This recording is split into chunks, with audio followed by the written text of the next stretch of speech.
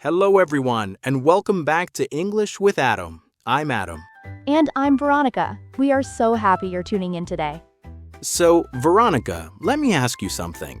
Have you ever said something in English that, you thought was completely normal, but you got a really strange look from the other person? Oh, absolutely. I have a perfect story for that. I was at a cafe once, years ago, and I walked up to the counter and just said, "I want a coffee." Ah, the classic I want. Right.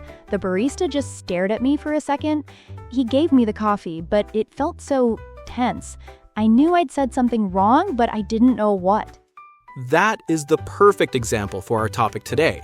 We're going to talk about common English phrases, often direct translations, that can accidentally make even advanced learners sound rude, and what to say instead to sound polite and friendly.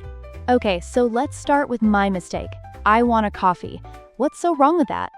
Well, in English, saying I want can sound a little bit demanding, almost like a child. It's very, very direct. Demanding, right. A native speaker would almost always soften it. The goal is to turn the demand into a polite question. So you could say, "Could I please have a coffee?" Or, "I'd like a coffee, please." I'd like as in I would like. That feels so much nicer. Exactly. Another big one is using the imperative or command form. For example, at a dinner table, a learner might say to their friend, "Pass me the salt." Sounds a little bossy. It does. It sounds like you're giving an order. Again, all you have to do is turn it into a question. "Could you pass me the salt, please?" It's a small change, but it makes a huge difference in tone. So the key is really about being less direct? That's a huge part of it, yes. This also applies to giving advice or suggestions. A lot of learners use the word should. For example, "You should study more." Okay, I can see how that might sound a little preachy, like you're telling someone what to do. It can be, depending on the context. It's not always rude, but there are softer ways to say it. You could try phrasing it as a question, like, "Have you thought about studying a little more?"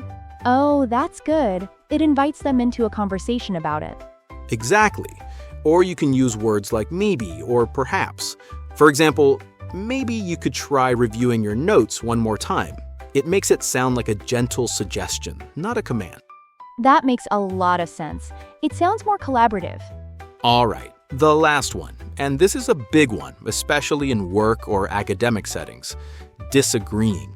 Oh yeah, you can't just say you're wrong. Definitely not. Or even, "That's a bad idea." That's very confrontational. The key here is to validate the other person's idea first before you present your own. Okay, so how would that sound? You could say something like, "I see your point, but have you considered," or "That's an interesting perspective. I was looking at it from a different angle." You acknowledge their contribution before adding your own. I see what you mean. It shows you were listening and respecting their opinion, even if you don't agree with it. Precisely. So to quickly recap, soften your requests by turning them into questions with words like could or would. Make suggestions gentler with maybe or by asking a question. And when you disagree, acknowledge the other person's point first. These are fantastic tips, Adam. I think this will be really helpful for so many of our listeners. It's the kind of thing you don't always learn from a textbook. I really hope so.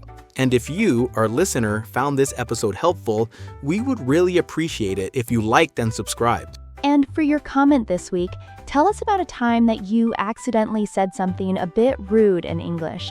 We'd love to read your stories. Thanks so much for joining us on English with Adam. We'll talk to you next time. Bye.